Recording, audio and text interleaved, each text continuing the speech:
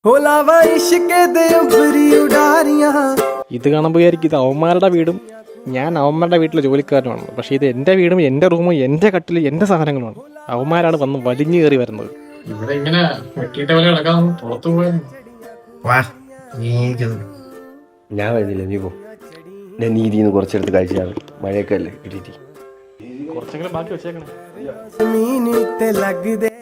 എടാ ഇത് മതി, ചോറ് ഇരിപ്പുണ്ട് വീട്ടിൽ. ഇവിടെ ചോറൊന്നും ഇല്ല. പറ്റിക്കല്ലേ, മീൻകറിയിട്ടാ വേണം എനിക്ക് കിട്ടി. ഇവിടെ ഇത് നിന്റെയൊക്കെ വീടാണ്, അത് എൻ്റെ വീടാണ്. ഈ വീട്ടിന്റെ ആധാരം എൻ്റെ പേരില്ല, നിന്റെയൊക്കെ പേരില്ല. ഇവിടെ ചോറുണ്ടാ അരി ഉണ്ടാന്നൊക്കെ നിനക്കൊക്കെ അല്ലേ അറിയാവുള്ളൂ. വൈഫൈക്ക് റേഞ്ച് കിട്ടുന്നില്ല. പിടിച്ചപ്പെടാ അവിടെ നിന്ന്. എടാ ഒരു ട്രേ മുട്ട ഇവിടെ കൊണ്ട് വെച്ചാൽ 2 ദിവസം കുഞ്ഞുങ്ങൾ ഇവിടെ നിന്ന് ഇറങ്ങിപ്പോൾ. ആ രീതിക്കാണ് നീക്ക് ഇവിടെ അടയിരിക്കുന്നത്. ഞാൻ സീരിയസ് ആയിട്ട് കാര്യം പറയട്ടെ, നമുക്ക് പുറത്തോട്ട് പോകാം. എന്തിനാണ് ഈ രാവിലെ കൊല്ലാത്തിരിക്കുന്നത്? നമ്മൾ ശ്വാസം മുട്ടണത്. ഇവിടെ ഇരിക്കുന്ന സുഖം പുറത്തു പോയി കിട്ടൂല. സുഖം എടാ എനിക്കൊന്ന് പുറത്തു പോകണടാ. ശരിടാ പോയിട്ടാ. എടാ എനിക്ക് എൻ്റെ വീട്ടിൽ നിന്ന് പുറത്ത് വേറെ സ്ഥലത്ത് വരെ പോകണമായിരുന്നു. നീ പോയിട്ടാ. ഞാൻ എൻ്റെ വീട്ടിൽ നിന്നാണ് പോകാൻ പോണം. പിന്നെ എൻ്റെ വീട്ടിൽ പോകും പോടാ.